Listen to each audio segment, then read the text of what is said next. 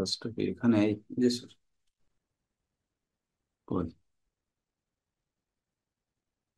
অন্য জিনিস হবে না?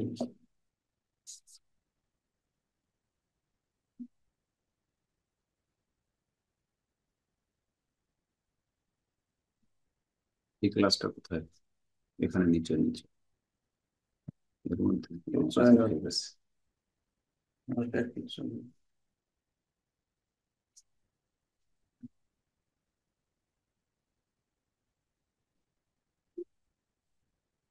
আসসালামু আলাইকুম। সুন্দরবন কলেজ অফ টেকনোলজি এর পক্ষ থেকে সকলকে ধন্যবাদ। গতদিন বোধ হয় আমরা মডেল 2 এ আলোচনা করেছিলাম না? মডেল 2, আজকে একটা মডেল এখানে দেশে দিয়েছি, এটা হচ্ছে মডেল 3। এই হুবহু একটা প্রশ্ন হয়েছে, গ্রুপ বি আলোচনা করব। মডেল 3টা একটু জাস্ট দেখে আমি গ্রুপ 2 তে মডেল সরি মডেল 2 এর গ্রুপ 2টার ওই প্রশ্নটা নিয়ে কথা বলবো। কেন, আজও একটা পিডিএফ দিয়েছি, এইটা এই থার্ড মডেলটা গতটাও দিয়ে দিয়েছি, আছে, আমি তো নিজেই দেখলাম সকালবেলা আছে, একটু খুঁজতে হবে। এইগুলো বাইরের কথা যদি এত বেশি গ্রুপে অন্তর্ভুক্ত করে তাহলে তো আসলে অনেক কষ্টকর। আমি তো সকালেও দেখলাম যে আমার ফাইল আছে, আজকে আমি এই মডেল 3টা দিয়েছি। তো আমরা মডেল 3টা একটু এক নজরে দেখার পরে এখানে আমাদের এই যে কোশ্চেনটা হয়েছে এটা প্রিভিয়াস কোশ্চেন, যেটা আমাদের আইসিটি তে পরীক্ষা হয়ে গেল। এই যে প্রশ্নটা এখন আমরা দেখতে পাচ্ছি, বোঝা গেছে কি আমার কথা? এই যে আইসিটি তে বিজনেস ইংলিশে এই প্রশ্নটা হুবহু হলো, সেই প্রশ্নটা আমরা এখানে দেখছি। তো এখানে আমাদের প্রশ্নে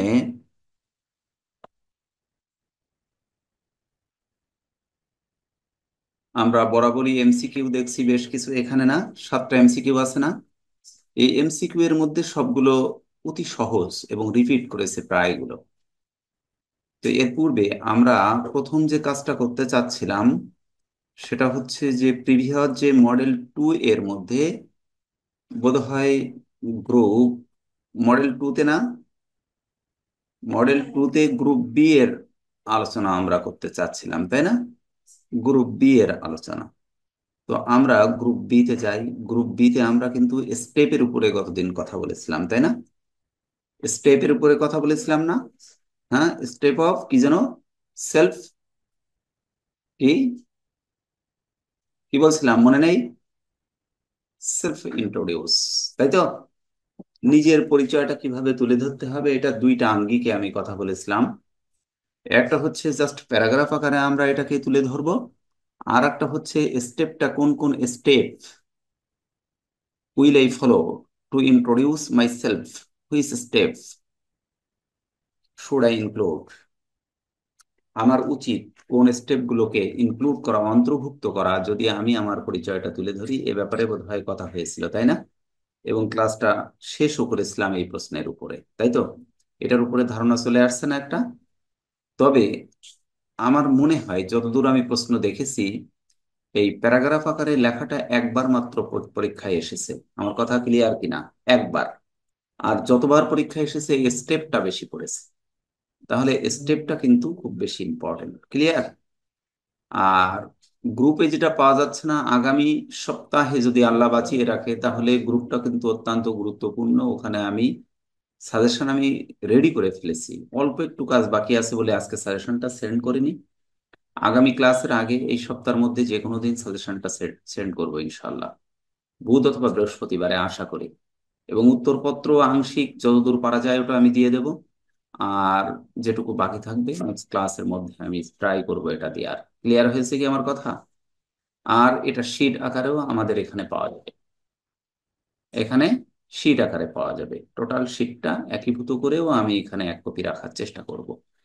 তাহলে এখানে আমরা কিন্তু একটা দেখছি প্যারাগ্রাফে, hello nice to meet you. আমরা প্রায় ব্যবহার করি এই কথাটা, তাই না? কারোর সাথে দেখা হলে আমরা বলি নাইস টু মিট ইউ, দেখা হয়ে ভালো লাগলো, নাকি? কথাটা এরকম, নাইস সুন্দর, টু মিট সাক্ষাৎ করতে, ইউ তোমার সাথে, এরকম অর্থ হয়। কিন্তু এর সাবলীল অর্থটা হচ্ছে নাইস টু মিট ইউ, তোমার সাথে দেখা করে ভালো লাগলো। মাই নেম ইজ, আমরা নাম লিখেছি, আই এম 31 ইয়ার্স ওল্ড, এখানে একটা বয়স দিয়েছি।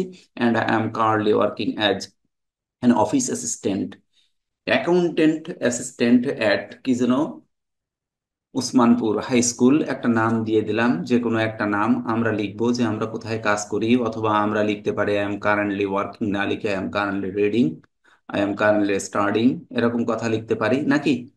অ্যাট লেভেল আমরা বলতে পারি যে ফাইন আর্টসে আমরা লেখাপড়া করছি, এটা লিখতে পারি। I have been working for over 3 years, আমরা এখানে যদি স্টুডেন্ট দেই তাহলে আমরা লিখবো যে আই হ্যাভ বিন কি রিডিং ফর কোন ইয়ার্স, 1 ইয়ার্স, তাই লিখবো আমরা। খুব সহজ জিনিস। I passed my BBS from a national university, আমরা বিবিএস বা বিএ বা বিএসসি কোন জায়গা থেকে পাশ করেছি তার একটা ইন্ডিকেশন এখানে রয়েছে, তাই না। ইন সাল আমরা দিব।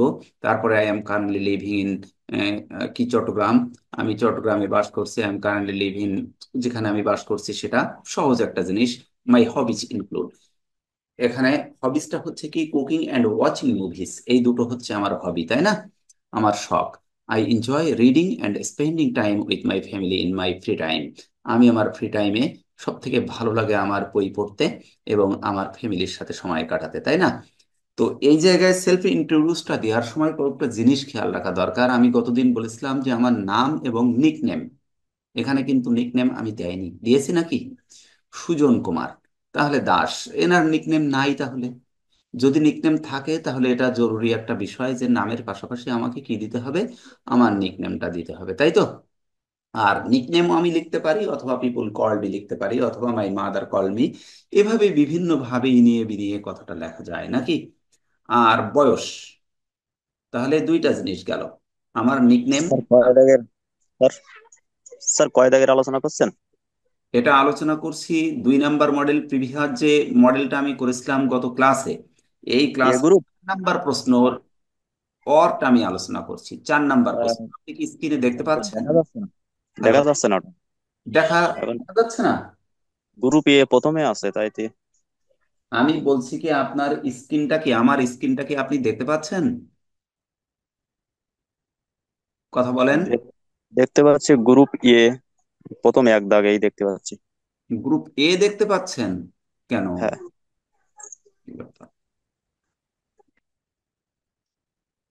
এটা দেখা যাচ্ছে না, আচ্ছা আমি একটু একটু, এই ঘটনা ঘটছিল, এইগুলো ডিভাইসে এত ঝামেলায় সাজানোর, এই এটা দেখতে পায় না তো, কি সমস্যা তোমার সেই, হ্যাঁ, শেয়ার স্ক্রিনের ভিতরে এটা নাই। গ্রুপ এটা দেখতে পাচ্ছে, এটা বোধহয় আমার দেখা দরকার। এখন কি দেখতে পাচ্ছেন? এক- না, সেখানে আছে গ্রুপ এ হুইচ অন এটা আসছে অফ। কেন দেখো তো? এটা দেখতে পাচ্ছে না কেন, স্ক্রিন শেয়ার দিচ্ছে, নিচ্ছে না কেন? যেটা আলোচনা করছেন সেটা হচ্ছে না, হ্যাঁ। এটা না হলে তো আর কাজ হবে না, এটা কি সমস্যা হচ্ছে? এটা হলো, এটা তো 4 4, ওটা তো দেয়া তো 5। আরে 5 দিয়ে তো আমি 4 তো দিচ্ছি, তা হচ্ছে না কেন? শেয়ার স্ক্রিনে এসে তো 4 সিলেক্ট করছি, না, হচ্ছে আপনি না। তো 5 সিলেক্ট করতেছেন, 4 ওই তো এটা। কোনটা, এটা? হ্যাঁ, এখন কি দেখা যাচ্ছে দেখেন তো, এখন দেখতে পাচ্ছেন? তারপর বড় মানে তো আপনার এক এটাই সে লাগবে তো হ্যাঁ আট। স্যার, গ্রুপ বি এবার দেখা যাচ্ছে। ফোন দাও তো। গ্রুপ এ দেখা যাচ্ছে, গ্রুপ বি দেখা যাচ্ছে না? গ্রুপ বি পাবলিক স্পিকিং হ্যাঁ স্যার, বি দেখা যাচ্ছে এবার। দেখা টু যাচ্ছে। পয়েন্ট আচ্ছা, এই একটু ফোন দাও দিয়ে, ওটা নাও।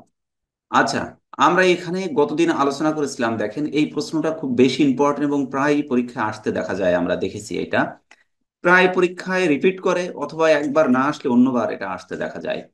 তো এই স্টেপটা নিয়ে আমরা কথা বলছিলাম যে একজন ব্যক্তি অর্থাৎ স্পিকার যখন স্পিকিং করবে তখন কোন কোন স্টেপগুলো তাকে তুলে ধরার জন্য ফ্লো করবে, এটা আমরা গত পরীক্ষায় আলোচনা করেছি। এবং এখন পরে যে প্রশ্নটা আছে, যে এই প্রশ্নটা দুই ভাবে আসতে পারে, একটা হলো স্টেপটা আসতে পারে কোন কোন স্টেপে সে কথা বলবে, আর একটা হচ্ছে প্যাসেজ আকারে আসতে পারে। আমার কথা কি বোঝা যাচ্ছে, আপনারা বুঝতে পারছেন আমার কথা? যদি প্যাসেজ আকারে আপনার আসে প্রশ্নটা, যে সেলফ ইন্ট্রোডিউস, এই কথাটা, প্রশ্নটা হুবহু এরকম হলো যে অ্যাজ এ টিচার, অথবা অ্যাজ এ স্টুডেন্ট, অথবা অ্যাজ এ বিজনেসম্যান, অথবা আদার্স, তো যেভাবেই এই প্রশ্নটা করবে, যদি বিজনেসম্যান বলে তাহলে আপনি আপনার নাম, আপনার নিকনেম এটা লিখে, আপনার বয়সটা লিখে আপনি কি করবেন, বিজনেসম্যান হিসেবে আপনার পরিচয়টা তুলে ধরবেন। তারপরে আপনার লেখাপড়ার যোগ্যতা এটা আপনি এখানে তুলে ধরবেন। তারপরে কতদিন আপনি বিজনেসম্যান হিসেবে এখানে আছেন সেটা আপনি তুলে ধরবেন। তারপরে হচ্ছে এখানে যে জিনিসটা আছে, আপনি কোথায় বাস করছেন এটা তুলে ধরবেন। আর সব থেকে বড় জিনিস হচ্ছে আপনার হবি কি। এখানে মানুষ সব সময় জানতে চায়, প্রত্যেকটা মানুষের কিন্তু একটা শখ থাকে, একটা হবি থাকে। তো এই হবিটা কি, এই জিনিসটাও এখানে কিন্তু তুলে ধরতে হবে। আর আপনি আপনার অবসর সময়টা কিভাবে অতিবাহিত করেন, এই কয়েকটা স্টেজ। তাহলে আমরা 5টা স্টেজের উপরে এটা আলোচনা করব। একটা হচ্ছে নামের একটা অংশ থাকবে, নাম এবং বয়স। 2 নাম্বার হচ্ছে আপনার কর্মস্থল, আপনি কোথায় এখন কর্ম করছেন বা কি অবস্থায় আছেন, কতদিন করছেন, এই নাম্বার 2। নাম্বার 3 হচ্ছে আপনার লেখাপড়ার যোগ্যতা কি আছে, এডুকেশনাল কোয়ালিফিকেশন, এটা কিন্তু আপনাকে এখানে সাবমিট করতে হবে যে আপনি লেখাপড়া কি করেছেন। তাহলে 3 নাম্বার চলে গেল। আর 4 নাম্বার হচ্ছে এখানে আমরা কি করব, 4 নাম্বারটা হচ্ছে আপনার রেসিডেন্সটা কোথায়, রেসিডেন্সিয়াল মানে অ্যাড্রেসটা আপনাকে দিতে হবে, যে আপনি কোথায় বর্তমানে আছেন, লোক আপনাকে কোথায় গেলে খুঁজে পাবে। ফোনে খুঁজে পাওয়া এবং সরাসরি খুঁজে পাওয়া এর ভিতরে অনেক পার্থক্য থাকে, এই জন্য আপনার পার্মানেন্ট অ্যাড্রেসটা অবশ্যই এখানে ইনক্লুড করতে হবে। তো এই আরেকটা বিষয় হচ্ছে আপনার হবি। তাহলে আমরা কয়টা, 5টা বিষয় পেলাম না? 5টা। এই 5টা বিষয় অবশ্যই must be include in your কি ইন্ট্রোডিউসিং, কি বলা যায়, যে ইন্ট্রোডিউসিং অ্যাড্রেস বলতে পারি অথবা ইন্ট্রোডিউসিং প্যারাগ্রাফ বলতে পারি। এই প্যারাগ্রাফের মধ্যে এই 5 স্টেপটা আপনাকে অবশ্যই অন্তর্ভুক্ত করতে হবে। তো এই প্রশ্নটা ওয়ারের প্রশ্ন খুব কম আসতে দেখা যায়, এটা আমি আবারও বলছি, অর্থাৎ প্যাসেজ আকারে কম আসতে দেখা যায়, প্যাসেজ আকারে আসতে কম দেখা যায়। তো আমরা এখন যেটা আলোচনা করব, তাহলে এই 4 নাম্বারে আমার আর কোনো আপনাদের জিজ্ঞাসার আছে কিনা, 4 নাম্বার প্রশ্নে মডেল 2 এর এখান থেকে কিন্তু প্রশ্ন আসবে। 2টা থেকে একটা, অথবা এই 4 এবং 5 দুটোই আসতে পারে, অথবা একটা। আশা করা যায় ইনশাল্লাহ এখান থেকে প্রশ্ন আপনারা পাবেন। তো এই 4 নাম্বারের উপরে আপনারা যারা আছেন অনলাইনে অথবা সামনে, কারোর কিছু জিজ্ঞাসার আছে কিনা? আমি একটু দ্রুত সামনে আগাবো। জিজ্ঞাসার আছে আপনাদের? হ্যালো, শুনতে পাচ্ছেন আমার কথা? কি সুমন দত্ত, কিছু জিজ্ঞাসার আছে? বলছি কিছু জিজ্ঞাসার আছে, জানার আছে কিছু? না স্যার, বুঝতে পারছি সবকিছু। বুঝতে পেরেছেন। এবার আমরা কিন্তু নাম্বার 5, 5 নাম্বার প্রশ্নের আলোচনায় যাব, যেটা নাকি এই মডেল 2 তে হয়েছে। আর মধ্যবর্তী সময় একটা কথা বলি, আজকে দেখেন 8টা 9টার দিকে, মেবি 9, 9:30 এরকম হবে। এরকম সময়ে আমি একটা পোস্ট করেছি আপনাদের গ্রুপে, একটা দিয়েছি মডেল 3, যেটা একটু পরে আমি একটু দেখাবো। মডেল 3 একটা কোশ্চেন, যে কোশ্চেনটা এই প্রিভিয়াস পরীক্ষায় অর্থাৎ আইসিটি পরীক্ষায় বিজনেস ইংলিশে হয়েছে, এরকম একটা প্রশ্ন আমি আপনাদেরকে দিয়েছি। আর এ সপ্তাহের মধ্যে ইনশাল্লাহ ফাইনাল সাজেশনটা আমি দেওয়ার চেষ্টা করব। তো আজকে আমরা মডেল 2 এর মধ্যে 5 নাম্বার যে প্রশ্নটা হয়েছে, অর্থাৎ পরীক্ষায় পড়েছে আপনাদের বিজনেস ইংলিশের প্রিভিয়াস যে পরীক্ষা, অর্থাৎ এই বছরের আগের বছরের পরীক্ষায় যে কোশ্চেনটা হয়েছে, সেখানে 5 নাম্বার প্রশ্ন পড়েছে, এজ গুড পাবলিক স্পিকার, একজন ভালো বক্তা। পাবলিক স্পিকার মানে কি? ভালো বক্তা হবে? পাবলিক মানে জনগণ না? জনগণের জনগণের সামনে যে বক্তব্য দেয় না, একখান মাইক নিয়ে 3টে 4টে লোক থাকে, বিশাল বক্তব্য দেয়, আছে নাকি এরকম? আছে, বিশাল বক্তব্য দেয়, কোনো লোকজন কিচ্ছু লাগে না। এদেরকে বলা হয় স্মার্ট কে স্পিকার, স্মার্ট স্পিকার। তারপরে এক গাদা লোক জড়ো হয়ে যায়। এদের মতো বক্তা আমি দেখিনি আসলে। এই যে মাইক একটা নিয়ে লেগে গেল এক ফাঁকা জায়গায়, এক মানে কি বলা যায় যে অনেক মানুষ জড়ো হয়ে গেল। তো এই public speaker, as a good public speaker, একজন ভালো বক্তা হতে গেলে that characteristic should your speech contain, কোন কোন বৈশিষ্ট্যগুলো আপনার স্পিচের মধ্যে অবশ্যই থাকবে, ধারণ করতে হবে। আর গিভেন বিলো, যেটা নিচে দেওয়া হলো, অর্থাৎ আপনি বক্তব্য দিবেন, সাপ খেলার বক্তব্য তো সব জায়গায় খাটবে না, আমরা তো দিতে পারবো না, পারবো নাকি?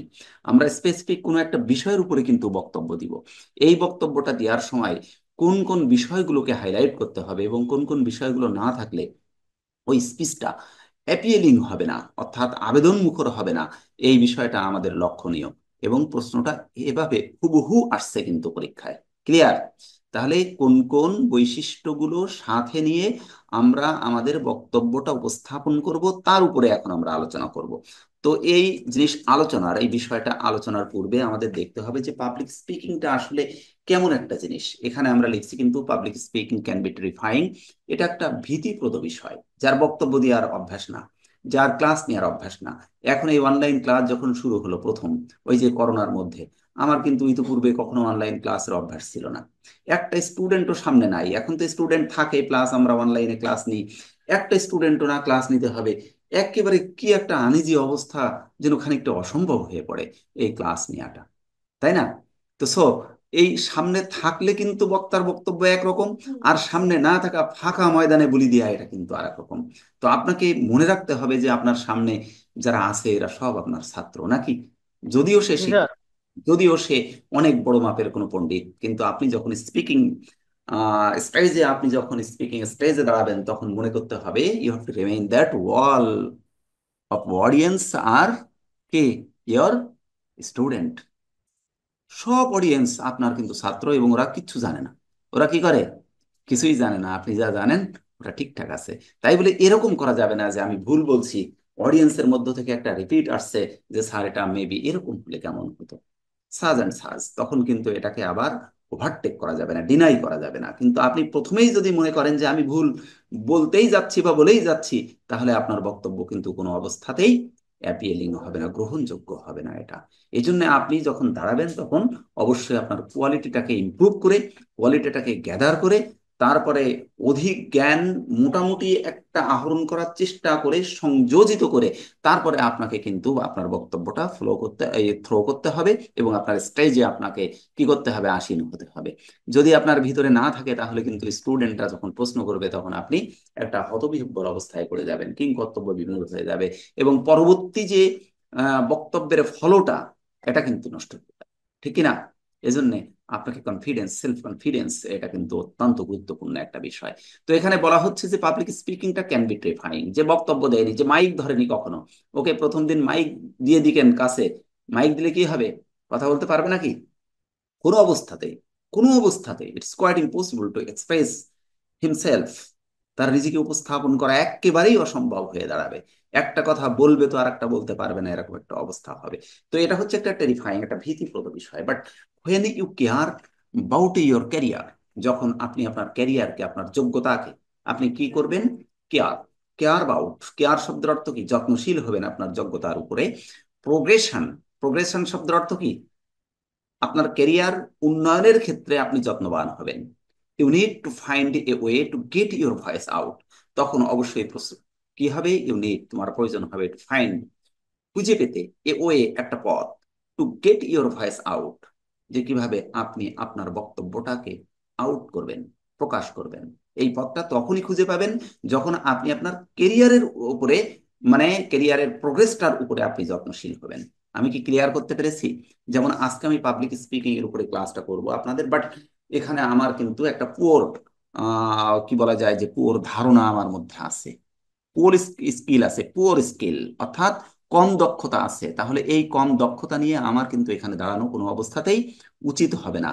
সো যখন আমি আমার কেরিয়ারের উপরে, আমার কেরিয়ারের প্রোগ্রেশন শব্দের অর্থ হলো উন্নয়ন, উন্নয়নের উপরে আমি যত্নশীল হব, তখন আমি স্টাডি করব, তাই না? আমি স্টাডি করব না, তখন আমাকে অবশ্যই আই হ্যাভ টু স্টাডি, কি মোর অ্যান্ড মোর, বেশি বেশি স্টাডি করতে হবে। কিসের জন্য? কিসের জন্য স্টাডি করতে হবে?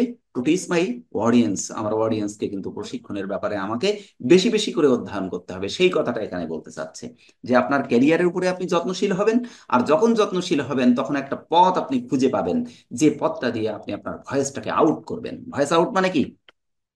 Speech throw. স্পিচ থ্রো মানে কি? বক্তব্য দিয়া। ক্লিয়ার হয়েছে? এরা কিন্তু ভাষা ব্যবহার করছে, দেখছেন? ভিন্ন ধর্মী সহজ ভাষায় অ্যাড করে নিয়ে ভিন্নমুখী অর্থ প্রকাশের কিন্তু ব্যবস্থা করেছে এখানে, তাই না? আমি ভয়েস থ্রো বলতে পারতাম, তাই না? কিন্তু না বলে কি বলছে, ইওর ভয়েস আউট। আপনি আমার ভয়েসকে আউট করবেন। আউট করার ক্ষেত্রে অবশ্যই আপনার এক নাম্বার কাজ হচ্ছে আপনাকে যত্নশীল হতে হবে আপনার প্রোগ্রেশনের উপরে, কেরিয়ার প্রোগ্রেশনের উপরে। কেরিয়ার মানে কি? যোগ্যতা, দক্ষতা, তাই তো? এর উপরে, এর যে উন্নয়নের ব্যাপারে আপনাকে আগে যত্নশীল হতে হবে। যত্নশীল না হলে এটা সম্ভব না। এরপরে দেখেন, what is public speaking. Public স্পিকিংটা আসলে কি জিনিস এখানে লেখা হয়েছে, আমি বিশ্লেষণ করব না, আপনারা দেখে নিন। The process of public speaking is how you can share your ideas with large number of people. আপনি আপনার আইডিয়াকে অনেক মানুষ বসে আছে এই মানুষের মধ্যে কিভাবে আপনি শেয়ার করবেন, এটা হচ্ছে পাবলিক স্পিকিং। ক্লিয়ার হয়েছে? পাবলিক স্পিকিংটা কেমন জিনিস, যে আপনি কিভাবে আপনার বক্তব্যটাকে অডিয়েন্সের মধ্যে আপনি শেয়ার করবেন। আপনি মানুষ একা দাঁড়িয়ে আছেন স্টেজের উপরে, আপনার সামনে 100, 200, 500, 1000 মানুষ বসা আছে, তাই না? মাওলানারা বক্তব্য দেয়, এদের থেকে বড় বক্তা আছে বলে আমার আর মনে হয় না, তাই না? হাজার হাজার মানুষ বসা, মনে করে এরা কেউ কিচ্ছু জানে না, বক্তা একাই বক্তব্য দিয়ে যায়। তাহলে বলছে যে public speaking is how you can share your idea, কিভাবে আপনি আপনার ধারণাকে with large number of people কি করবেন, বহু সংখ্যক মানুষের মধ্যে শেয়ার করবেন। Stand out from the corporate crowd. আপনি কিন্তু কর্পোরেট ক্রাউডের মাঝখানে দাঁড়িয়ে আছেন, তাই না? কর্পোরেট ক্রাউডের মাঝখানে দাঁড়ানো না, আর কি, and get visibility in your field. এবং আপনাকে দেখানো হচ্ছে কিন্তু ওই ফিল্ডের মধ্যে আপনাকে দেখানো হচ্ছে, তাই না? ফিল্ডের মধ্যে দাঁড়িয়ে আপনি কি করছেন, আপনি বক্তব্য দিচ্ছেন, ওই ক্রাউডের মাঝখানে দাঁড়িয়ে আপনি আপনার বক্তব্যটা দিচ্ছেন। হিয়ার আর, আচ্ছা, তো এখানে আমরা আরেকটা জিনিস দেখছি, তাহলে আমরা বুঝলাম পাবলিক স্পিকিংটা আসলে কি জিনিস। এটা হচ্ছে এমনই একটা মেথড, এমনই একটা প্রসেস, এমনই একটা প্রক্রিয়া, যে প্রক্রিয়ায় আমরা শেয়ার করব আমাদের ভিউকে। আমরা কি করব? We can share, I can share my views, আমার ভিউকে আমি শেয়ার করব with the audience, a large number of people, A lot of people in front of mine. আমার সামনে যারা দাঁড়িয়ে আছে, আমার সামনে যে অডিয়েন্স আছে, সেই অডিয়েন্সকে আমি আমার বক্তব্যটাকে শেয়ার করব কিভাবে, আমার আইডিয়া, আমার ধারণা, আমার এক্সপ্রেশনকে কিভাবে শেয়ার করাবো। এবং শেয়ার করে ছেড়ে দিলে হবে না, তাদেরকে আমার মতের পক্ষে নিয়ে আসার চেষ্টা করতে হবে। Try to convince them to my lecture, আমার লেকচার, টু মাই স্পিচ, আমার স্পিচের উপরে তাকে একমত করাতে হবে। এই যোগ্যতা আপনার মধ্যে থাকতে হবে, নাকি? না আমি আমার মতো বলে গেলাম, ওরা ওদের মতো শুনে গেল, যার সেই বাড়ি গেলাম, এটা হবে? এটা হবে না। তাহলে আমি যে বক্তব্য দেব, এই বক্তব্যটাই তাদেরকে কি করাতে হবে, খাওয়াতে হবে, বাংলা কথা, তাদের ভিতরে ঢুকাতে হবে, তাদের আস্থা নিয়ে আসতে হবে আমার বক্তব্যের উপরে। এটাই হচ্ছে একজন গুড পাবলিক স্পিকারের অন্যতম প্রধান বৈশিষ্ট্য। ক্লিয়ার হয়েছে কিনা? তো কর্পোরেট ক্রাউডের মাঝখানে আপনি দাঁড়িয়ে আছেন, এবং আপনাকে মনে করতে হবে যে আপনি দৃশ্যমান, সবাই আপনাকে দেখছে। এখন এই ক্লাসটা যে যে এখানে অন্তর্ভুক্ত আছে সবাই আমাকে দেখতে পাচ্ছে না? এবং পরবর্তীতে কিন্তু এই ফেসবুকের মধ্যে সবাই আমাকে দেখতে পাবে যে আমি কিভাবে ক্লাস নিচ্ছি, আমার স্পিচটা কেমন হচ্ছে। এই জিনিসটা কিন্তু আপনাকে মনে রাখতে হবে, কিন্তু সবাই আপনার শ্রোতা, সবাই আপনাকে দেখছে, সবাই আপনাকে অনুধাবন করছে। এর মাঝখান থেকে আপনি আপনার যে এটাকে আপনার কি বলা যায়, স্পিচটাকে অধিক গ্রহণযোগ্য করে তোলার জন্য যে যে কৌশল অবলম্বন করা দরকার, সেই সেই কৌশল আপনাকে অবলম্বন করতে হবে। এবং পাবলিক স্পিকিংটা হচ্ছে আপনার আইডিয়াকে অডিয়েন্সের মাঝখানে শেয়ার করে, ভাগাভাগি করে, আপনার আইডিয়ার উপরে তাদের বিশ্বাসকে কি করা, ক্রিয়েট করা। ক্লিয়ার কিনা? একেবারে বাংলায় বলে দিলাম। এরপর দেখেন, here are 9 scientifically proven characteristics of effective public speaker. একজন কার্যকর পাবলিক স্পিকারের জন্য কয়টা বৈশিষ্ট্য লাগবে? 9টা। মনে থাকবে? এইটা আমার আলোচ্য বিষয়। উপরের গুলো সব এতক্ষণ যা বললাম সব ওই যে কি বলা যায়, যে দায়ে আষাঢ় লাগায়, আষাঢ় লাগানোর মতো কথা। কিন্তু আমার আলোচনা হচ্ছে এই 9 scientifically proven characteristics of effective public speaker. একজন কার্যকর পাবলিক স্পিকারের জন্য কয়টা লাগবে? 9টা বৈশিষ্ট্য লাগবে, অনন্যধর্মী। That you should emulate to become an influential and কি ইন্সপায়ারিং লিডার। যা আপনাকে কি করবে? ইউ শুড ইমিউলেট, যা আপনার উচিত অনুকরণ করা, নাকি? কি অনুকরণ করবেন? ওই যে 9টা অনুকরণ করবেন আপনি। কেন করবেন? Two become an influential and inspiring leader. একজন ইনফ্লুয়েন্সিয়াল এবং ইন্সপায়ারিং লিডার হওয়ার জন্য। লিডার বলতে কি, ভোটে দাঁড়াবো নাকি? স্পিকার হব, এই লিডার। ক্লিয়ার হয়েছে কিনা? তাহলে 9টা, এটা কিন্তু আপনাদের লিখতে হবে, এইখানে কিন্তু কোনো ছাড়ের সুযোগ নাই, এই 9টা অবশ্যই থাকতে হবে। তো এখানে 1 নাম্বার 9 সাইন্টিফিক্যালি প্রুভেন ক্যারেক্টারিস্টিক, এটা হচ্ছে আপনার নাম্বার 1 হচ্ছে কনফিডেন্স। 1 নম্বরে কি থাকতে হবে, যে কথাটা একটু আগে বললাম, কিন্তু যে আপনি যা বলেছেন এর উপরে আপনার দৃঢ়তা থাকতে হবে যে আমি যেটা বলেছি ওটা সঠিক। একবার যদি প্রথম স্পিচে আপনার ভুল দৃশ্যমান হয়ে যায়, আপনার টোটাল বক্তব্যটা একেবারেই সব শেষ। ঠিক নাকি? প্রথম কথা বলতে যেয়ে যদি ভুল হয়, মধ্যবর্তী সময়ে ভুল হলে এটা শুধরানো যোগ্য, কিন্তু দাঁড়িয়েই ভুল স্পিচটা অর্থাৎ রং স্পিচ থ্রো করলাম, তাই না? এই রং স্পিচ থ্রো করলে টোটাল বক্তব্যটা নষ্ট হয়ে যাবে। ক্লিয়ার কিনা আমার কথা? তাহলে নাম্বার ওয়ান যেটা লাগবে সেটা হচ্ছে কনফিডেন্স। এই কনফিডেন্সটা কিন্তু প্রত্যেকটা কাজের কি বলা হয়, এটাকে কি বলে? কি মানে? চাবি। কি মানে? চাবি। প্রত্যেকটা কাজের। রান্না করবেন আপনি, আপনার লবণ দিতে মনে নাই, আপনি রোজা আছেন, তাই না? আর কেউ বাসায় নাই, তাহলে এখন কি করতে হবে? হুজুরেরা অনেক ফতোয়া দেছে জিভের উপরে দিয়ে নাকি একটু স্বাদ নেওয়া যাবে। আমি আবার ওর পক্ষে না। লবণ একদিন খেলাম না, সমস্যাটা কোথায়? জিভের উপরে স্বাদ নেওয়ার এই ফতোয়া কোথা থেকে আসলো আমি জানি না, অন্য প্রসঙ্গে যাব না। তো কনফিডেন্স, আপনাকে কনফিডেন্সিয়াল প্রত্যেকটা কাজ আপনাকে করতে হবে। এভরি ওয়ার্ক, কি প্রত্যেকটা কাজ কি করতে হবে? Must be included your confidence. আপনার ইনক্লুড করতে হবে আপনার কনফিডেন্সকে। কনফিডেন্স যদি আপনার হালকা থেকে থাকে তাহলে ওই কাজটা সাকসেসফুল হওয়ার ক্ষেত্রে প্রতিবন্ধকতা দেখা দেবে। হ্যাঁ, মাস্ট বি হিন্ডারেন্স টু কি progress your activities without any confidence, তাই না? কোনো কনফিডেন্স ছাড়া আপনি যখন কোনো কাজ করবেন তখন সেটা হিন্ডারেন্স অর্থাৎ প্রতিবন্ধকতা সৃষ্টি হবে। এই জন্য কনফিডেন্সটা নাম্বার ওয়ান শর্ত স্পিকারের, পাবলিক স্পিকার, যে আমি যা বলছি ঠিক, আমি যা বলছি এটা ঠিক। ভুল হয় পরে দেখা যাবে, এখন ঠিক না হলে পরবর্তী স্পিচটা আপনি বাধাগ্রস্ত হবেন। Number two, authenticity. আপনি বক্তব্য দিচ্ছেন, কি বক্তব্য? এই বাংলাদেশে নোবেল পুরস্কার পেয়েছে কাজী নজরুল ইসলাম। আমার বক্তব্য বোঝা যায়নি? একেবারে 100% অথেন্টিসিটি আছে না এর মধ্যে? তাহলে অথেন্টিসিটি আপনি জানেন না, বিষয়টা অ্যাভয়েড করেন। Try to avoid the speech যা আপনি জানেন না। আপনার লেস অর্থাৎ পুয়ার কি আছে, ধারণা আছে আপনার, পুয়ার জ্ঞান রয়েছে, নলেজ রয়েছে কোনো বিষয় সম্পর্কে, তাহলে আপনার কি হবে? You should try to avoid the poor knowledge. Poor নলেজকে আপনার অবশ্যই অ্যাভয়েড করতে হবে। বাস, আমি এড়িয়ে গেলাম। আমি কথা বলতে পারি যে বাংলাদেশে একজন বিখ্যাত মনীষী কে জানি নোবেল পুরস্কার পেয়েছে। কে জানি কথাটা বললাম, আমি কিন্তু বলিনি কাজী নজরুল পেয়েছে অথবা মাইকেল পেয়েছে অথবা আদার্স। বলেছি নাকি? কে জানি। তার মানে অডিয়েন্স বুঝবে যে আমার স্যার মনে হয় জানে, কিন্তু একটা ভেগ রেখে দেন। কি আমার কথা কি ক্লিয়ার? এই হচ্ছে পাবলিক স্পিকারের সবথেকে বড় জিনিস। আপনার পুওর নলেজ যেখানে থাকবে মাস্ট বি অ্যাভয়েডেড। অবশ্যই সেটাকে অ্যাভয়েড করব। আমি টেকনিক্যালি অ্যাভয়েড করব, কিন্তু আমার অডিয়েন্সকে বুঝতে দেওয়া যাবে না যে আমার জ্ঞানের স্বল্পতা ওখানে আছে। ক্লিয়ার? তাহলে কিন্তু স্পিকার ওখানে বাধাগ্রস্ত হবে। তাহলে নাম্বার টু হচ্ছে অথেন্টিসিটি। যা বলবেন ওটা সঠিক।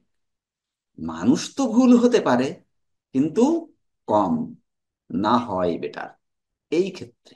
ক্লিয়ার হয়েছে? একজন শিক্ষক যদি ভুল করে, তার ভুলকে স্বীকার না করে, তাহলে কিন্তু এর থেকে বড় কি অজ্ঞ পৃথিবীর বুকে দ্বিতীয়টা আর জন্মায়নি। মানুষ ভুল করবে, আমারও ভুল হবে, কিন্তু একজন স্টুডেন্ট আমাকে প্রশ্ন করলো যে স্যার, বললো যে স্যার, রিপিট করলো যে স্যার এটা মনে হয় আসলে ঠিক হচ্ছে কি না। স্টুডেন্ট তো বলতে পারে না যে স্যার আপনার ওটা ঠিক না। এরকম কথা বললে একটু বেমানান দেখায় যে স্যার এটা ঠিক হচ্ছে কি না। তাহলে একজন গুড টিচার যে, তার উচিত হবে বিষয়টাকে ভাবা। তখন কি করতে হবে? আমার টিচার হিসেবে জানা না থাকতে পারে, আমাকে তখন কিন্তু একটা কৌশল অবলম্বন করতে হবে যে ঠিক আছে বাবা, দেখবো আমি নেক্সট সময়ে, এটা আসলে আমার ভুল হতেও পারে, তাই না? এই সমাধান হয়ে গেল। কিন্তু আপনার নাম্বার টু হচ্ছে অথেন্টিসিটি। আপনি যা বলবেন অ্যাজ এ টিচার, অবশ্যই আপনাকে এটা পারফেক্ট হতে হবে। এ সম্পর্কে আপনার ধারণাটা ক্লিয়ার কনসেপ্ট ক্রিয়েট করতে হবে আপনার মধ্যে। Must be create the clear concept about the throwing space. Clear কিনা? থ্রোয়িং স্পেসে আপনাকে অবশ্যই কি করতে হবে? ক্লিয়ার কনসেপ্ট থাকতে হবে, সুস্পষ্ট ধারণা, এবং ক্রিয়েটিভিটি মাস্ট বি কনসেন্ট্রেট।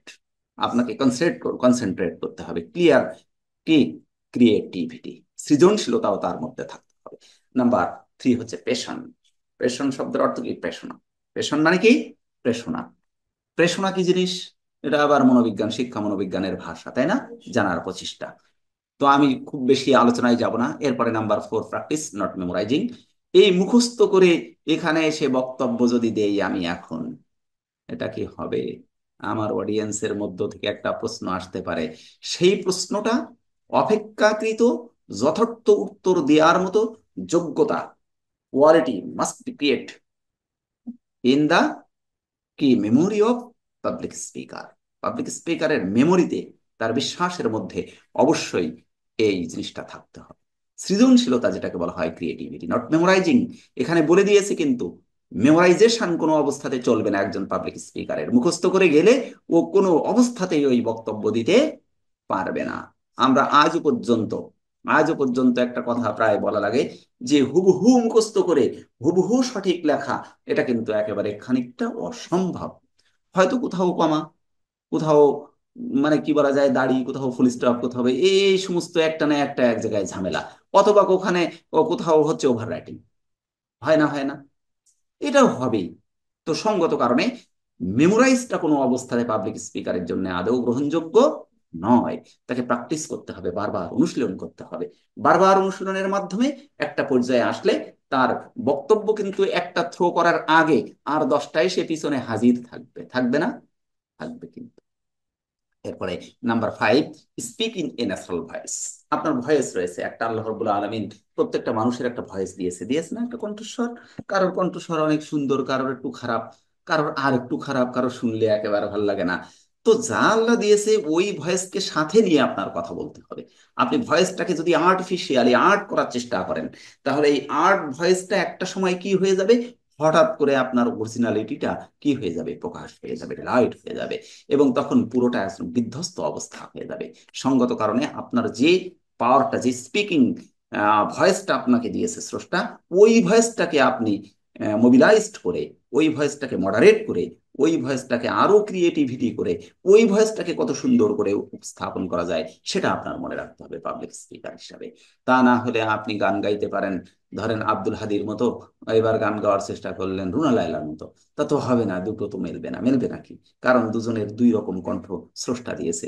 সঙ্গত কারণে এখানে স্পিকিং ইন ন্যাচারাল ভয়েস, আপনি যখন আপনার পাবলিক স্পিকার হিসাবে আপনার ভয়েসটাকে থ্রো করবেন, আপনার ওন ভয়েসটাকে কাজে লাগাবেন, নিজস্ব যে ভয়েস রয়েছে। ক্লিয়ার? আপনার যে ভয়েস নিজস্ব একটা আছে না, আল্লাহ দিয়েছে না, ওই ভয়েসটাকে ব্যবহার করে আপনার অডিয়েন্সকে আপনি মনোযোগ আকর্ষণ করার চেষ্টা করবেন। তাহলে আপনার এই পাবলিক স্পিকার হিসাবে আপনি একজন ভালো বক্তা হতে পারবেন। এরপরে number 6, keep it short and sweet. বক্তব্য বিশাল দেয় কিছু বক্তা আছে না, বিশেষ করে নামাজের মধ্যে আমার একটা জিনিস, আমি আমার ব্যক্তিগত কথাই বলি, আমার খুব কষ্ট দেয়। এই যে হুজুর সুমন দত্ত আছে দেখছি একজন, তো এদের বোধ হয় ক্লাসগুলো খুব বেশি প্রয়োজন না, তো পরে দেখে নিতে পারবে, ক্লাস রেকর্ড থাকে, পরে দেখা যায় না। তো এক কথা বারবার, এক কথা বারবার বলার মধ্যে আসলে কোনো কৃতিত্ব আছে বলে আমি মনে করি না। আছে নাকি? আমি যে মুখ দিয়ে ডাকবো স্রষ্টাকে, সেই মুখটা তো আগে পবিত্র হতে হবে। যা খেয়ে ডাকবো সেই খাদ্যটা তো আগে পবিত্র হতে হবে। তো ওই পবিত্র খাদ্য আর পবিত্র মুখ দিয়ে আল্লাহকে একবার ডাকা যা 10বার ডাকা তাই। আর এই দুটো যদি অপবিত্র হয়ে যায়, সারাদিন যদি ডাকে ও ডাকে, কোনো কাজ হবে না। সঙ্গত কারণে এখানে বলছে keep it short and sweet. আপনাকে কি করতে হবে, আপনার বক্তব্য must be short and sweet. ছোট কথা বলতে হবে, কি শুনে যেন একেবারে সব পলায় নাকি, মিষ্টি ভাষাটা থাকবে অত্যন্ত মিষ্টি। হ্যাঁ, eagerly waited the audience to listen your speech। তারা eagerly waited, তারা অত্যন্ত আন্তরিকতার সাথে আপনার অডিয়েন্সটা অপেক্ষা করবে কি করতে, টু লিসেন হোয়াট ইউ সে, যা আপনি বলছেন আপনার বক্তব্যটা শোনার জন্য। তাহলেই না আপনার পাবলিক স্পিকার হিসেবে আপনার বক্তব্যটা সঠিক। ক্লিয়ার হয়েছে নাকি? বোঝা গেছে কি আমার কথা? তাহলে এটা শর্ট থাকবে এবং সুইটও হতে হবে, মিষ্টি হতে হবে কথাটা। Number 7, connect with your audience. সর্বদা আপনার অডিয়েন্সের সাথে আপনার সংযোগ থাকতে হবে। যে অডিয়েন্স কি চায়, এখানে যদি 1000 স্টুডেন্ট থাকে, 1000 অডিয়েন্স থাকে, 1000 অডিয়েন্সের মধ্যে আপনার চোখটা বোলাতে হবে। আপনি আসমানের দিকে ফিরে যদি বক্তব্য দেন, তাহলে অডিয়েন্সের অবস্থা আপনি বুঝতে পারবেন না। সঙ্গত কারণে অডিয়েন্স কি চাচ্ছে, what's your wanting, what's your wanting and what's your audience wanting. আপনার চাহিদাটা কি, আপনার অডিয়েন্সের চাহিদা কি, দুটোকে মাস্ট বি কম্বিনেশন, কম্বাইন্ড কি করতে হবে, মাস্ট বি কম্বাইন্ড, একীভূত করতে হবে। এই দুটো যদি দুইমুখী হয়ে যায়, তাহলে পাবলিক স্পিকারের স্পিক করে কোনো লাভ নাই। There is no benefit to deliver your speech without the attention of your audience. Clear? ইংরেজি বোঝেন তো? ইংরেজি বললে একটু ভালো হয় ক্লাসটা নিতে, কিন্তু সব বলে ফেলালে তো আবার তো বোঝা একটু কঠিন হয়ে যায়। এই যেভাবে নিচ্ছে এভাবে নেই নাকি, বাংলা টাংলা সব মিলাই একসাথে করে। তাহলে আপনার অডিয়েন্সের সাথে আপনার কম্বিনেশন থাকতে হবে। কি কম্বিনেশন? যে তাদের চাহিদা কি আর আপনার চাহিদা কি, দুইটা চাহিদার মধ্যে কি করতে হবে? মাস্ট বি কম্বাইন, কম্বাইন করতে হবে, এই দুটোর সাথে মিশাতে হবে, দুটোর সাথে মিশিয়ে আপনার বক্তব্যটা দিতে হবে। যদি না দেন তাহলে আপনি চলবেন একরকম, আর একজন চলবে আর এক রকম, মাঝখানে সব বৃথা। এই জন্য এই জিনিসটা থাকতে হবে এর মধ্যে। 7, নাম্বার 8, রিপিটেশন। কিছু কথা থেকে যায়, যে কথাটা আমার মধ্যেও জড়তা রয়ে গেছে, তাহলে তো আর অডিয়েন্সের বোঝার কোনো সুযোগ নাই। হ্যাঁ, there is no opportunity to understand the, কি, understand the meaning of your space. আপনার স্পিচের যে মিনিংটা বুঝার ক্ষমতা তো তাদের থাকবেই না, কারণ আপনি নিজে জড়তার মধ্যে আছেন। বক্তব্য দিতে যে অনেক সময় জড়তা আসে না, এটা কথা রিপিট চলে আসে, আসে না, অথবা ক্লিয়ার করা যায় না, হয় কি না? একটা কথা বলতে যে অস্পষ্টতা পরিলক্ষিত হয়। ইমপ্লিসিটি যেটাকে বলা হয়, এক্সপ্লিসিটি নয়, ইমপ্লিসিটি যেটাকে বলা হয়, ইমপ্লিসিটিটা থাকে। এই ইমপ্লিসিটি টাচটাকে এক্সপ্লিসিটি টাচে রূপান্তরিত করতে হবে। এক্সপ্লিসিটি টাচ অর্থাৎ বহির্দর্শনের মধ্যে নিয়ে আসতে হবে ইমপ্লিসিটিটাকে, অন্তর্দর্শন জিনিসটাকে প্রকাশ করতে হবে আপনার মাধ্যমে, আপনার বক্তব্যের মাধ্যমে। ক্লিয়ার হয়েছে? ক্লিয়ার নাকি? এই রিপিটেশন বলা হয়। রিপিট করবেন মাঝে মাঝে কথা, একটা কঠিন কথা বোধ হয় শ্রোতার দিকে আপনি তাকালে বুঝতে পারবেন, কিন্তু আপনার কথা আপনার অডিয়েন্স বুঝেছে কিনা। কি বোঝা যায়? আপনার বাচ্চাকে যখন আপনি কথা বলেন, কথা বলার সময়, বা আপনার ছোট ভাইটাকে যখন কথা বলেন, তখনও না বুঝলে আপনি কি বুঝতে পারেন না? পারেন না? তাহলে আপনি স্পিকার, আপনি বুঝতে পারেন যে আপনার লিসেনার আপনার বক্তব্যটা কতটুকু বুঝলো, তাই না? এই রিপিটেশন যখন না বুঝবে, আপনার মনে হবে যে তারা বুঝতে পারেনি, তারা fail to understand what you say, আপনি যা বলেছেন এটা ফেল করেছে তারা আন্ডারস্ট্যান্ড করতে, বুঝতে, তখন আপনাকে মাস্ট বি রিপিট দা, কি, সেম স্পিচ, অনুরূপ স্পিচটা অবশ্যই মাস্ট বি রিপিট, পুনরাবৃত্তি করতে হবে। এই আর একটা 8 নম্বর বৈশিষ্ট্য। এবং 9, কনক্লুশন। এক কথায় আপনি কি করলেন, কি এতক্ষণ পর্যন্ত কি আলোচনা করলেন, এটা আপনার কনক্লুশনে, উপসংহারে আপনাকে অবশ্যই বলে দিতে হবে। যেমন আজকে আমি এতক্ষণ ধরে যে আলোচনাটা করলাম, এই আলোচনাটা প্রকৃতপক্ষে একজন ব্যক্তি যদি একজন ভালো স্পিকার হতে চায়, জনগণের মাঝে একটা ভালো স্পিচ দিতে চায়, তাহলে তাকে এই 9টা প্রবীণ, কি, আপনার ক্যারেক্টারিস্টিক মাস্ট বি ফলোড, তাই না? এটা অবশ্যই তাকে ফলো করতে হবে। এইটা আজকের আলোচনার মূল বিষয় ছিল। জি, 100 বার একদম হুবহু দিয়ে দিস, হুবহু দিয়ে দিস। কোনো পরিবর্তন, পরিমার্জন, পরিবর্ধন কিচ্ছু না করলেই চলবে, কারণ মার্কস মাত্র 2, মনে রাখতে হবে। 2 মার্কস কিন্তু। যদি পারা যায় কনফিডেন্সের সামনে একটা ছোট্ট লাইন লেখার, লিখবো, যদি না পারা যায় লিখবো না। ক্লিয়ার না? ক্লিয়ার হয়নি আমার কথা? বোঝা গেছে? তাহলে এই 9টা অবশ্যই ইনক্লুড করতে হবে, এর বিকল্প কিছু নাই। 9টার বাইরেও করা যাবে, কিন্তু 9টাতে বাদ দেওয়ার মতো কোনো সুযোগ আমার জানা মতে নাই। ক্লিয়ার কিনা? এই 9টা ওভারঅল আপনাকে লিখতে হবে, যে এই 9টা বৈশিষ্ট্য যদি কোনো পাবলিক স্পিকারের থাকে, তাহলে অবশ্যই সে, কি, যে পরীক্ষায় পাবলিক স্পিকারে এগুলো পড়ে, তো এইটা এই 9টায় মানে তো প্রশ্ন আউট হয়ে গেল, এরকম একটা অবস্থা। হ্যাঁ, এটা আউট অনেকবারই হয়েছে। এই প্রশ্ন হুবহু যে সাজেশন গুলো দেই, এই গতবার তো আল্লাহর রহমতে প্রায় 90% বেড়ে গেছে। এ তো মানে আউট। এই 9টা যদি মুখস্থ করে রাখা যায় তাহলে হ্যাঁ, ওই লিখে দিলে ও 2 মার্কস, আর কোনো কাটাকাটি করবে না, কারণ খাতা তো আমরা দেখি, এ আমাদের এখানে খাতা আসে অন্য জায়গার, এটুকু থাকলে আমরা দিয়ে দেই। এই পোস্ট গ্রাজুয়েশন ডিগ্রিতে এসে কাউকে নাম্বারের ক্ষেত্রে অত ঝামেলা করা হয় না। তো একেবারে উল্টাপাল্টা লিখলে তখন একটু প্রশ্ন হয়ে দাঁড়ায়। তো ঠিক আছে, তাহলে এই যে পর্যন্ত কথা বললাম আমরা মডেল 2 এর number 5 question, good public speaker, এর উপরে কোনো কথা আছে কিনা, কিছু জানার আছে? কিছু জানার নাই? তাহলে আমরা মোটামুটি এটা দেখলাম। এরপরে আমরা একটা মডেল দিয়েছি এখানে। মডেলটা হচ্ছে মডেল নাম্বার কত যেন, 3। আজকে আমি এটা সেন্ড করেছি, তাই তো? এটা আমি মোটামুটি একটা টোটাল, এটা আমি করে দিয়েছি। কত বাজে এখন? 12 বাজে নাকি? 12 বাজেনি?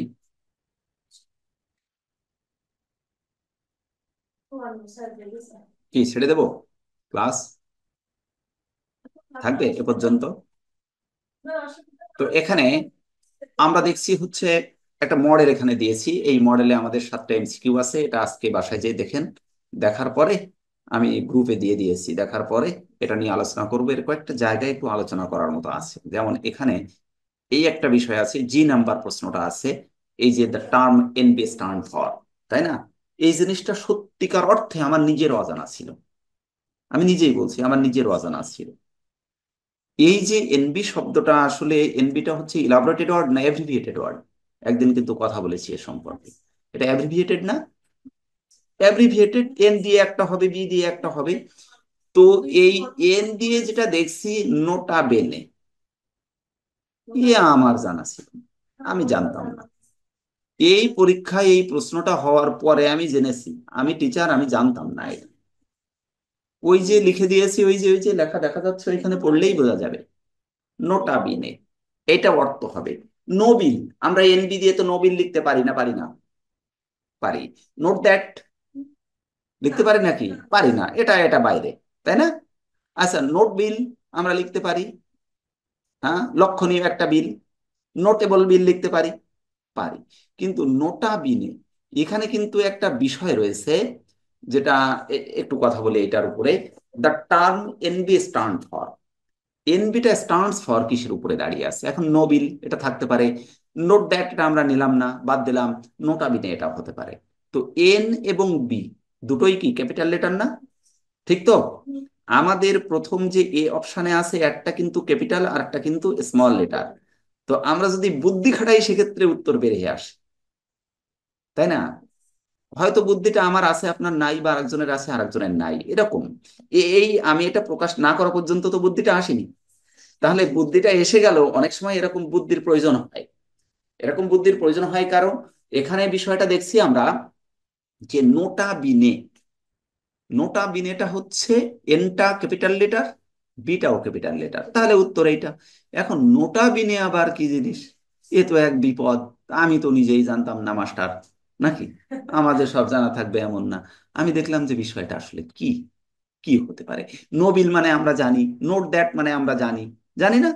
নোট দ্যাট মানে জানি। তো এখানে নোটা বিনে আমি এই যে করেছি এখানে, ইন্ডিকেট করেছি, দেখেন NB is used in writing. এনবিটা রাইটিং এর ক্ষেত্রে ইউজ করা হয়, তাই না? লিখেছি না ওখানে, NB is used in writing, writing এর ক্ষেত্রে এটা প্রকাশ করা হয়। টু ইন্ডিকেট, নির্দেশ করতে, টু ইন্ডিকেট নির্দেশ করতে, দ্যাট সামথিং ইজ ইম্পর্টেন্ট, যে এর কিছু কিছু জিনিস অত্যন্ত গুরুত্বপূর্ণ, অ্যান্ড এবং that the reader should take notice of it, অবশ্যই রিডার ওই জিনিসটার উপরে লক্ষ্য করবে বেশি বেশি করে, এটাকে নোটা বিনয় বলা হয়। আমি কি ক্লিয়ার করতে পেরেছি? নোটা বিনয় মানে কি বোঝা গেছে? যে ওইটা রাইটিং এর ক্ষেত্রে আমরা এটা ব্যবহার করি, এবং ব্যবহার করার পরে বলি যে গুরুত্বপূর্ণ অংশটা এনবি দিয়ে আমরা কি করছি, নোট লিখি না? নোট, নোট লিখি নাকি? নোট লিখি, ওই লিখে একটা ছোট্ট নোট লিখি ছোট্ট করে, এটা বেশি বেশি করে খেয়াল করতে হবে, তাই নোট লিখি শেষে, তাই তো? এনবি, তাই তো নাকি?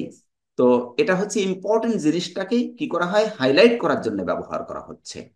আর কাজটা হচ্ছে কি, রিডার যখন পড়বে ওইটার উপরে ইমফেসিস দেবে, গুরুত্ব দেবে। এই বিশেষ দ্রষ্টব্য, জি, এই যে এনবি, নাকি?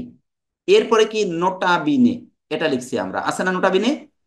ল্যাটিন ওয়ার্ড, কি ওয়ার্ড এটা? তাহলে এটা কিন্তু ইংরেজি ওয়ার্ড না, ল্যাটিন ওয়ার্ড। কারণ ল্যাটিন ওয়ার্ড গুলো অধিকাংশ ডাইভার্ট হয়ে, আস্তে আস্তে ডাইভার্ট হয়ে কোন দিকে আসছে, ইংরেজিতে রূপান্তরিত হয়েছে। আর আমরা বাংলা যা বলি, এ তো আল্লাহর রহমতে মনে হয় গোটা 50 ভাষা মিলিয়ে আমরা বাংলা ভাষা ব্যবহার করি, নাকি? তো এখানে আমাদের ল্যাটিন ওয়ার্ডটা হচ্ছে নোটা বিনে, মিনিং এর অর্থ হচ্ছে নট ওয়েল, টেক নোটিশ। তাহলে বোঝা গেছে, বিশেষ দ্রষ্টব্য বোঝা গেছে নাই? না যায়নি? গেছে তো? হ্যাঁ। তা আমি না জানি তো আরেকজনের জানাবো কি, নট ওয়েল, ভালোভাবে লক্ষণীয়, ভালো করে লক্ষ্য করতে হবে, ভালো করে দেখতে হবে, নট ওয়েল। ক্লিয়ার? আর কি, নোটা, নান অফ দ্য অ্যাবোভ, এটা হতে পারে, নান অফ দ্য অ্যাবোভ। এই নোটা, নোটা শব্দের অর্থ তো এই অর্থটা নিবে না, আমরা অর্থ নেব নাম্বার 2, অর্থাৎ মাঝখানে যে আছে, নোটাবিনের Latin word, meaning not well but take notice. Clear হয়েছে? তাহলে আমাদের অপশনে উত্তরটা কোনটা হবে? নোটা বিনে এনবি, তাই তো? আর আমাদের বুদ্ধি খাটালেও আমরা নোটা বিনে অর্থটা পাবো, এইটা পারবো, কারণ ওদিকে দুইটাই কিন্তু কি ক্যাপিটাল লেটার নয়, এটা কিন্তু ক্যাপিটাল লেটার। সঙ্গত কারণে এখানে আমরা এটা ব্যবহার করতে পারবো, তাই তো? এরপরে আর একটা জিনিস একটু দেখিয়ে দিয়ে একটু আগাই নিই। আর একটা, এই দুইটা আমি আলোচনা করব। এখানে কিন্তু ই নাম্বার যেটা রয়েছে, ই নাম্বার, এই যেটা আমরা এখানে দেখছি, আমরা রেড করলাম এটাকে fill in the gap with proper word. Proper word দিয়ে আমরা গ্যাপ ফিল করব, গ্যাপটাকে পূর্ণ করব। এখানে গ্যাপ আছে, the ship is gap the sea, তাই তো? এখানে আছে গোস টু, শিপ নিজে নিজে গোস টু দা সি নাকি সিতে গেছে, সির দিকে গেছে। তো এখানে আর আছে সিঙ্কিং ইনটু, আর আছে ড্রাউনিং ইনটু, এই তিনটা, এই তিনটার মধ্য থেকে আমরা কোনটাকে, which is correct as you like best, কোনটা আমরা এটাকে নিব? আমাদের প্রিপজিশন কিন্তু দুইটা ব্যবহার করা হয়েছে এখানে। একটা হলো কি, একটা টু, আর একটা কি ইনটু। এই যে টু ব্যবহার করা হয়েছে, এটাও প্রিপজিশন নাকি? আর একটা কি যেন ব্যবহার করেছি, ইনটু, এটাও তো প্রিপজিশন, দুটোই। তো টু এবং ইনটু, টু তে বা প্রতি অর্থ প্রকাশ করতে টু বসে, তাই কি না? তাই বসে তো, কি তে বা, হ্যাঁ, প্রতি। প্রতি, এই অর্থ প্রকাশ করতে। তাহলে জাহাজটা কার দিকে যাচ্ছে? সাগরের দিকে, গোস টু, সাগরের দিকে যায়। আমরা এখানে প্রমাণ করছি সাগরের দিকে যায়। জাহাজ সাগরের দিকে যাবে কিভাবে? ও তো সাগরের মধ্যেই থাকে, না সাগরের দিকে যাবে ডাঙায় ছিল? তাহলে এর হওয়ার তো আর কোনো সুযোগ নাই। তে বা প্রতি অর্থ প্রকাশ করতে প্রিপজিশন টু আমরা ব্যবহার করি। We use the preposition to is used তে অর প্রতি, দিকে, তাই তো? অর্থ প্রকাশ করতে আমরা এটা ব্যবহার করি। তো গোস টু, জাহাজের তো ওদিকে যাওয়ার কোনো সুযোগ নাই, তা অপশনটা আমরা বাদ দিয়ে দেই নাকি? জাহাজ যেহেতু ডাঙায় থাকে না, ও নিজে তো ওই পানির উপরেই থাকে, সাগরের মধ্যে পানির উপরে থাকে। আর একটা হচ্ছে ইনটু, ইনটু প্রিপজিশনটা বসে, এটা হচ্ছে আপনার, সরি, বাহির হতে ভিতর, বাহির হতে, দুইজন এক জায়গায় না বাসা, না পাশাপাশি? ও আচ্ছা আচ্ছা, বাহির হতে ভিতর, তাই তো প্রিপজিশন। আমি ওই এই রুমটার বাহিরে আছি, আমি ভিতরে প্রবেশ করলাম, এটা ইনটু। আমি কি বুঝাতে পারলাম? আর আমি ওই বাইরে কোথাও আসছি, আসি এই বিল্ডিং এর দিকে আসছি, এটা টু প্রিপজিশন আমরা ব্যবহার করব। হ্যাঁ, ক্লিয়ার? তো আমরা এখানে কিন্তু দুইটা জিনিস লক্ষণীয়, আমরা গোস টুকে বাদ দিয়ে দিলাম, হ্যাঁ, বাদ দিয়ে দিলাম। এখন আমাদের ইনটু কিন্তু দুইটা জায়গায় ব্যবহার করা হয়েছে, which is correct according to the idea of mind. আমার আইডিয়া মতে বা লোক মতে, যারা জানে তাদের মতে, এটাকে আমরা কোনটাকে গ্রহণ করবো? হুইচ ইজ অ্যাকসেপ্টেড ইনটু আস। তো প্রিপজিশন দিয়ে তো এখানে আর আইডেন্টিফাই করার কোনো সুযোগ নাই। হ্যাঁ, there is no opportunity to identify the right position in this sentence by the use of preposition. Use of preposition, প্রিপজিশনের ব্যবহার দিয়ে এটা আর মানে আর কোনো সুযোগ নাই। কারণ এখানে যদি প্রিপজিশন দুইটা দুই রকম থাকতো, তখন আমরা আবার ট্রাই করতাম প্রিপজিশন দিয়ে একটা কিছু করার, কিন্তু সে সুযোগটাও বন্ধ হয়ে গেছে। এখন আমাদের সুযোগ রয়েছে এর অর্থ বোঝার। তবে সব থেকে বড় কথা, আমি পড়ানোর আগে একটা কথা বলি, যে at first you have to try to meaning the sentence, সেন্টেন্সের অর্থ একেবারে পুরোপুরি জানা না থাকলে গ্রামার কোনো অবস্থাতে শুদ্ধ হয় বলে আমার মনে হয় না। হবে না আমি এ কথা বলবো না, অনেক পণ্ডিত থাকতে পারে, তারা অর্থ ছাড়া হয়তো গ্রামার করে দিতে পারে, কিন্তু এটা করলে কি হবে, স্ট্রাকচার ঠিক থাকবে, বাট অর্থের সাথে অসংলগ্নতা যখন দেখা দেবে, টোটালটাই ভুল পর্যবসিত হবে। ক্লিয়ার কিনা? এই জন্যে মিনিংটা হচ্ছে সব থেকে গুরুত্বপূর্ণ একটা বিষয় কোনো গ্রামাটিক্যাল সলিউশন করার জন্য। আমরা যে ভাষার মানুষ, অন্য ভাষায় সলিউশন করতে গেলে আমাদের গ্রামার লাগবে। ক্লিয়ার কিনা? কিন্তু বাংলায় আমাদের গ্রামার অত দরকার হবে না, আমি বুঝাতে পারবো। তো যাক, তাহলে সিঙ্কিং ইনটু আছে আর ড্রাউনিং ইনটু আছে, এর মধ্যে দুটোই ডুবা। সিঙ্ক মানেও ডুবা, ডাউন মানেও ডুবা, ঠিক কিনা? দুটোই ডুবে যাওয়া। কিন্তু এর সব থেকে সহজ, আমি বললেই বোঝা যাবে যে এটা এত সহজ। একটা আমরা লিখি ফর দা পারসন, বোঝা যাচ্ছে কি আমার কথা নাকি? আহ এইটাই আমরা যাব যাব সেটা হচ্ছে ফর দা অবজেক্ট। ক্লিয়ার না? ক্লিয়ার না? কি ক্লিয়ার হলো? ঠিক আছে না ভুলেই গেল? হ্যাঁ, অনলাইনে নাই মনে হয়। আমি আপনাকে জিজ্ঞাসা করছি যে এটা ঠিক আছে না ভুল হলো। ঠিক আছে?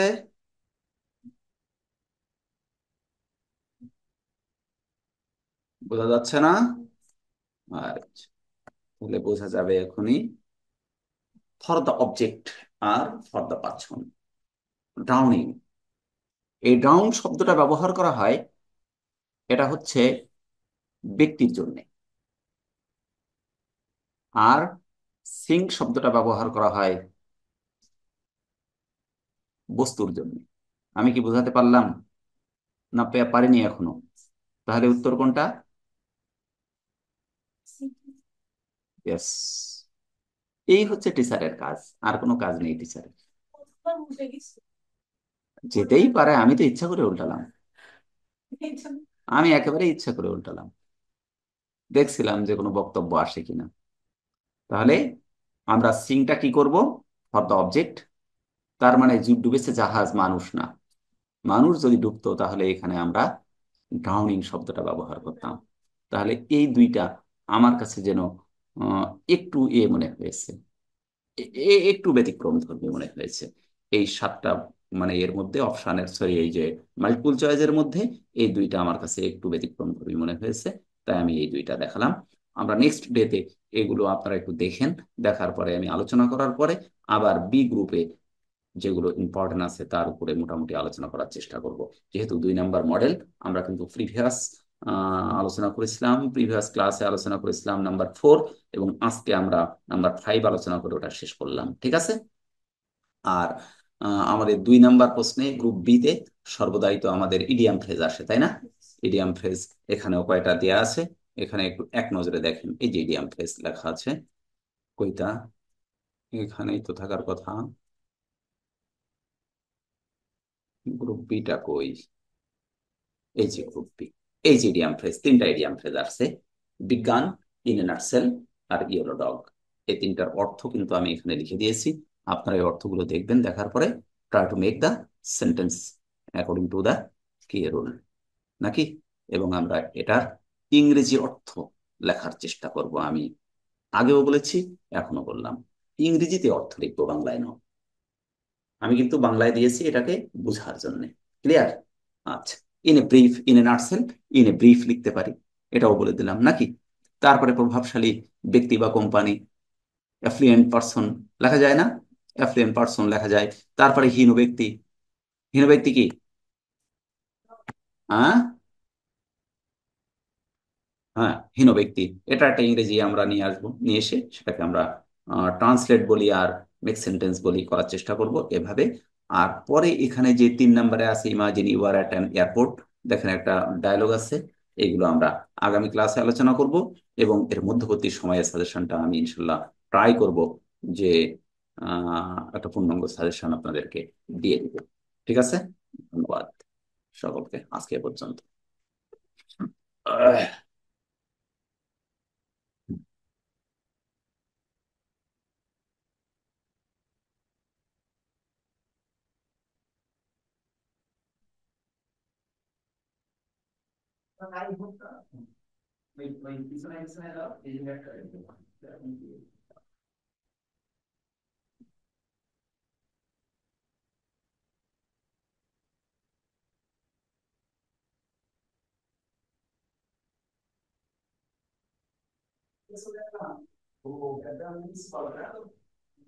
হ্যাঁ, ও চলে তো, নাই সেটা আবার তার অঘটন ঘটে।